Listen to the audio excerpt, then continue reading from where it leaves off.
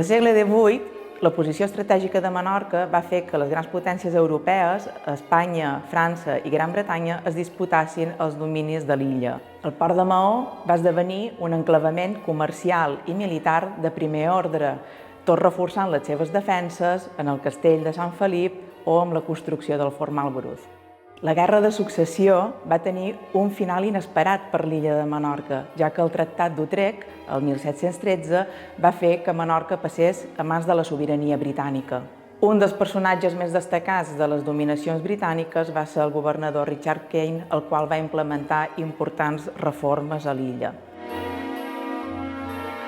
Aquesta presència britànica va tenir una important empremta a l'illa, amb l'arquitectura, la gastronomia o amb els anglicismes presents encara a la nostra llengua.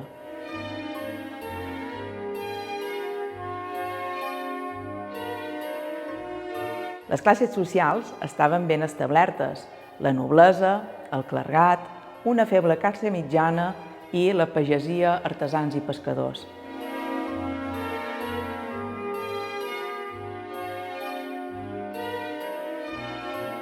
L'activitat comercial del port de Maó va propiciar l'aparició d'una nova classe social, que és la burgesia, i que va disputar el poder a la vella noblesa. Entorn al port de Maó va aparèixer un nou fenomen, que és el corsarisme. Les naus corsàries, amb base logística al port de Maó, podien atacar les naus enemigues. L'obertura comercial va afavorir l'arribada de la Il·lustració, un moviment cultural que va influir en diferents aspectes polítics i socials de l'illa. A més, Menorca va tenir un gran floriment del català escrit, amb obres tan importants com les de Joan Ramis i Ramis.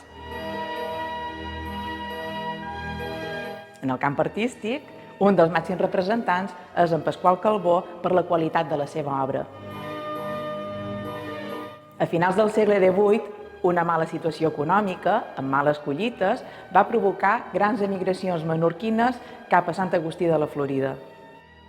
Finalment, el 1802, Menorca passa a mans de la sobirania espanyola amb el Tractat d'Amiens.